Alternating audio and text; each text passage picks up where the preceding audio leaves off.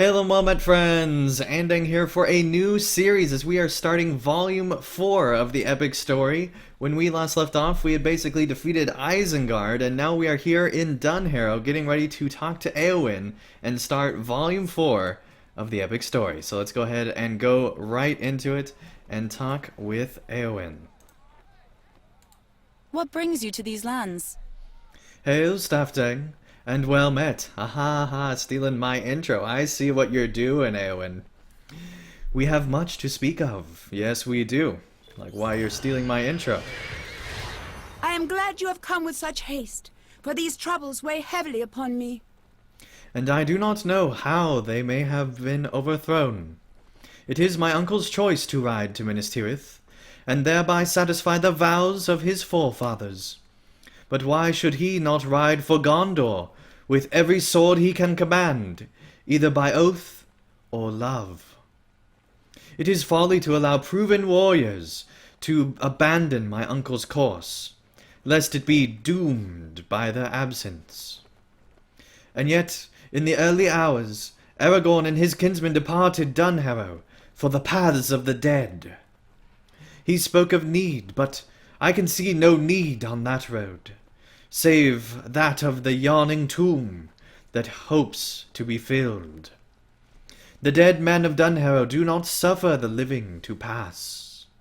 Several of the men saw him go, and speak words of despair. Find these men and set their minds aright, if you can. And when you return, do the same for me, Staffdang. I do not think you can, but I must wear a brave face for the men, and will not give in to sorrow for their sake. Alright, well, we need to go and basically make sure all these guys are calmed by the fact that their heroes, Aragorn and friends, have left. So let's go ahead and do that. The grim Northerners departed Dunharrow at first light, And did not stay to explain their course. I would think them cowardly had I not seen the road they took, south, along the Dimholt road. That way lies death. You explained that Aragorn had his reasons for taking such a road, but Sidrak waves away your words. I do not doubt he had reasons, friend, but it is clear his loyalty is not to Theoden King. We will have need of every man if we are to ride to Minas Tirith, as my king commands. And I see we are cheated of a powerful fighting force by Aragorn's choice. I counted the chances of our success against the enemy less and less with each sword he takes with him into the mountain. I saw the winged beast over Edoras. I know what dangers we face. Cedric believes the fighting strength of Rohan is insufficient to aid Gondor. It is tough times here in Rohan, that is for sure. this road leads to the Grimmerberg. Why would anyone go to that haunted mountain? Or tread the paths beneath it? That is not bravery. Only follow could lead my feet there. You assure Darlath that Aragorn considers his reasons for braving that road sufficient, but the soldier shakes his head. I hope he is not wrong, Staffdang. It seems a great shame to allow a skilled warrior to disappear into such a place, when he could use his talents elsewhere, at other battles. Dunlop shakes his head, but his mood is improved. Well, that's good. At least we're having an effect on somebody here. Men are still arriving at Dunharrow from all corners of the Mark. But I do not think it will be enough. I rode forth from the Hornburg as my king commanded, and most hamlets and villages responded to his call with clear voices and proud hearts.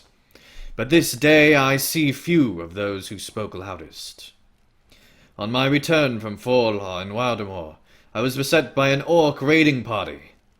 The injuries I sustained will keep me from riding in my king's train, to my frustration and disappointment.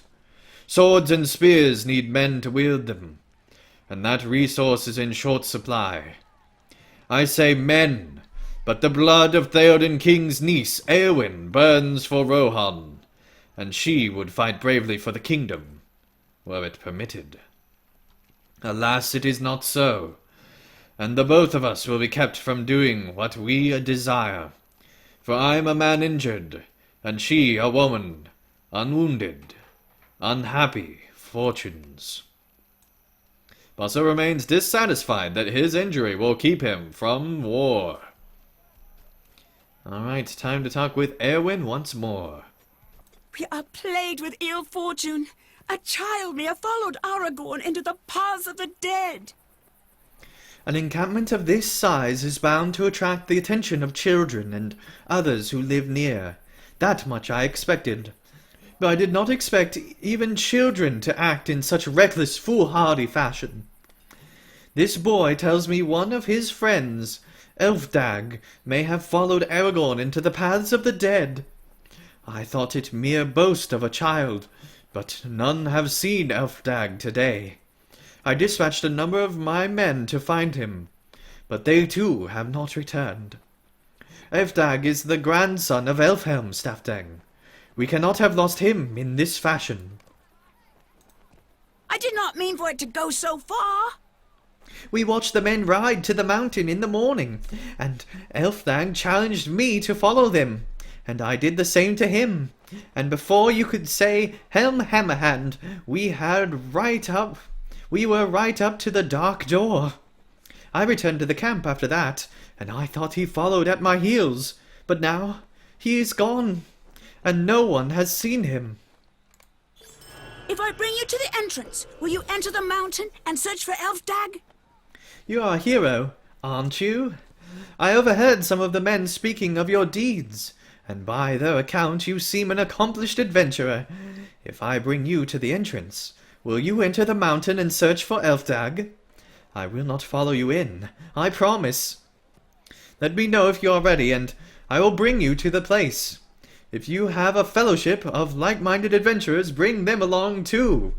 I dare say there will be a place for them as well. I will bring you to the dark door, and I will wait outside for you. I hope you are able to find Elfdag. Alright, here we go into the paths of the dead. The Dimholt Road leads to the Dark Door and the paths beneath the haunted mountain where the dead walk. Few dare to go that way. Have you come here seeking Elfdag? I ventured beneath the mountain with several of my men, but we ran afoul of the dead, and only I survived the encounter. I fled the cavernous room where they fell, but I feel no shame for it. It was folly to come here. There was a passage we thought to search in the southwest wall of the cavernous room, but we were set upon before we could venture that way. If you seek Elfdag, that is a good place to begin. But wait, before you go, are you journeying with you in by yourself, or do you have a fellowship hiding behind you? Be honest and speak to me the truth, and give me your answer. Alright, buddy, we will tell you. I will succeed by myself. I hope you are truly a skilled adventurer, friend. For my part, I am glad to have escaped from that tunnel with my life. I'll be fine. Well, good luck to you. Tread carefully, for this place is of great danger.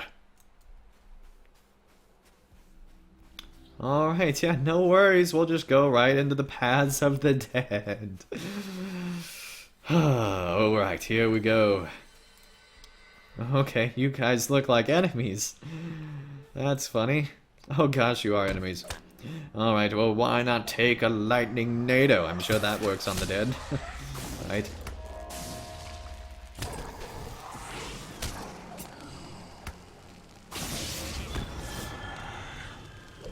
Oh, must die.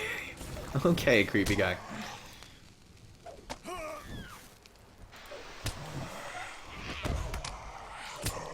Oh, no, you don't.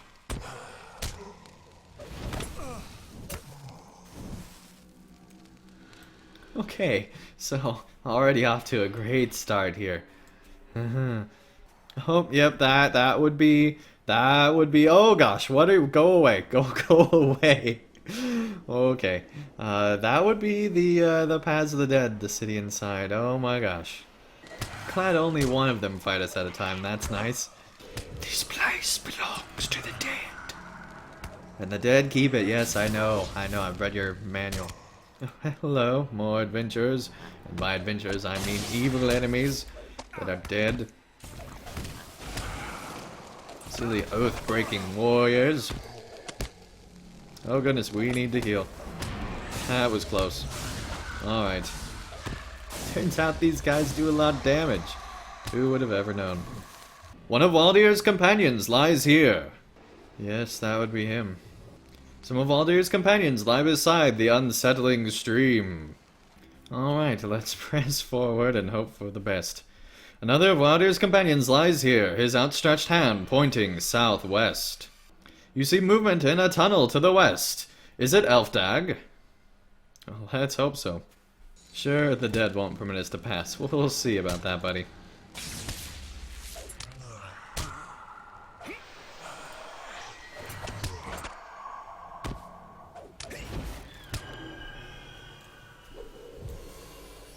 Alright, yeah, let's follow the undead trail, because why not? That sounds like a great idea. A dying soldier. My wounds are severe, but we did not check this tunnel. Okay, so he died. It's a little overdramatic on my part, I suppose. Here's hoping he's around here somewhere.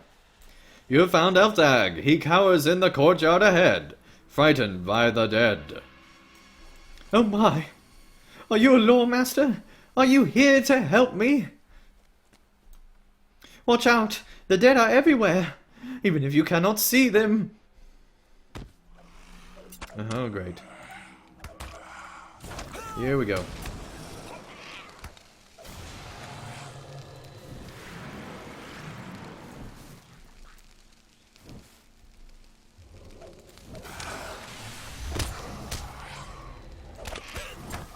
Yep, that was kind of dumb because he got echoes on him, but you know, you gotta try.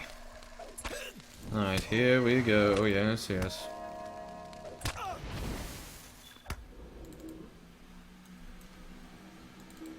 Let's have a little bit to eat, hopefully. Nope, got interrupted.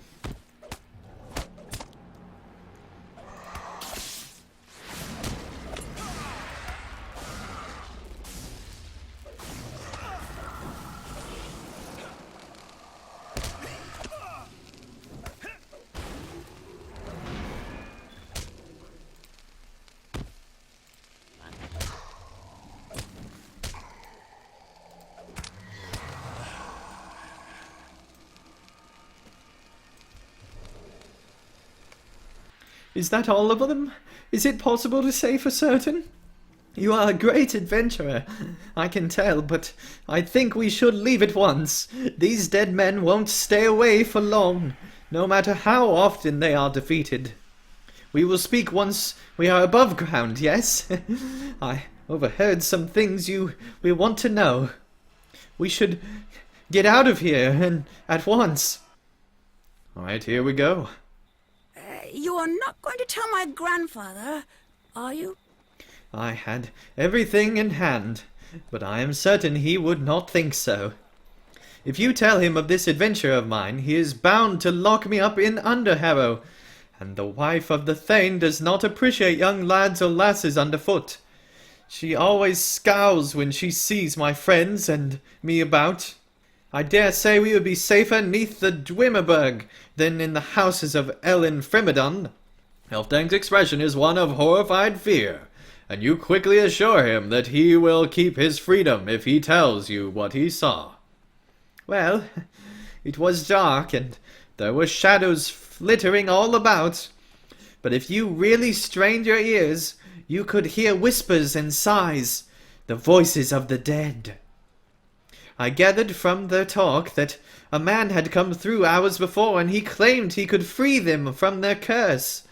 Some of the dead followed him and left in his wake, but others of the dead did not believe his claim, and they stayed behind. They are especially cruel, and they have abandoned any hope of escaping this curse. These are now the ruthless dead, and they hate the living and the dead alike. Elfdag shivers. I suppose I am glad to be back above ground after all. Elfdag is safe, but his words raise further questions. You have exceeded your reputation this day. I did not relish the thought of telling Elfhelm that his grandson had disappeared beneath the haunted mountain. Perhaps I would have had my brother do it. Eowyn thinks for a moment, and then nods. Yes, but his grumbling would have been insufferable. I ask you to travel the paths of the dead, and by that way come into Gondor. Elfdag's adventure beneath the Dwerberg may have been ill-advised, but it has given us warning of a new danger. Aragorn has passed into Gondor, and it seems from Elfdag's report that he is followed by some number of the dead that believe he can offer them redemption. I cannot say if it be true or if it be false, but as long as the dead men believe it, Aragorn need not fear them.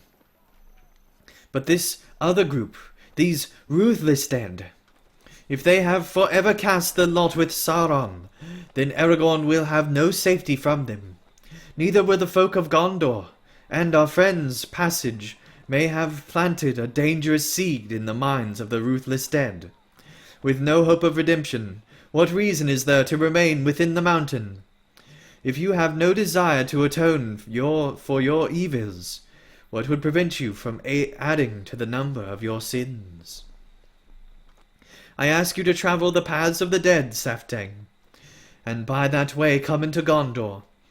The people there must be protected, and if they cannot be saved from the threat of the ruthless dead, they must flee to a place of safety, if any still exists in this world. Alright, well I think that does end our first episode of Volume 4 of the Epic Story. Thank you everyone so much for watching. If you enjoyed this episode, feel free to leave a like below. A big thanks to my patrons on Patreon for voting for this to be the next series I play through. And just, again, thank you all so much for your support. I really do appreciate it. And I will see you again real soon for another episode of the Epic Story.